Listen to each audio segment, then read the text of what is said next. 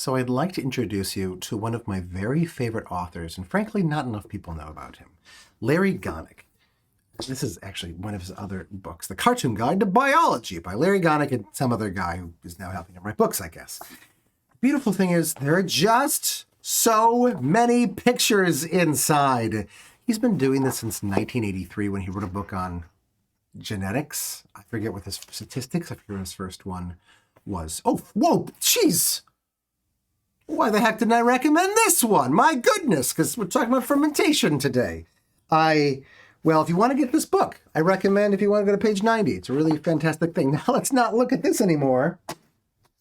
Instead, the one that I recommended is Cartoon Guide to Chemistry, because, this is a chemistry class, and, I work hard to make sure that you guys get a sense of how these molecules kind of combine with one another. If you want to learn how they really combine, like all of the details, this is not the worst place to go in the world for that. This is not exactly the same thing as a high school or a college level chemistry class, but it's not exactly not the same thing either. He goes through all of the basic ideas. This is somebody who has a master's degree in math from Harvard University. He used to teach at, I feel like he's a professor emeritus at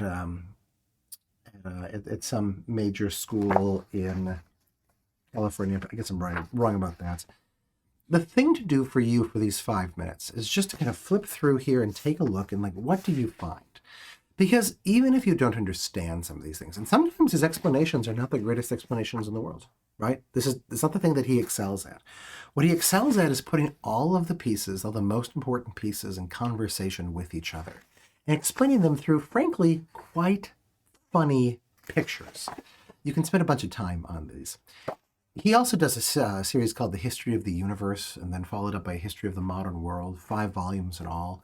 For my money, the best history of the world that exists. Just going to say it. It's so, so good. Recommended, when you go through this, try to find something that you don't know about. Don't start at the beginning and just, go through like that. Although the beginning is particularly good. Just kind of flip through, see if there's something that really catches your eye. And then, kind of read about it until it gets you bored, until you're bored by it. And then flip around to something else. Flip it and maybe go back and forth in different directions. Pick random spots of the book. There's so much here. In the 5 minutes, see if you can just kind of break through the crust to enjoy it. Enjoy.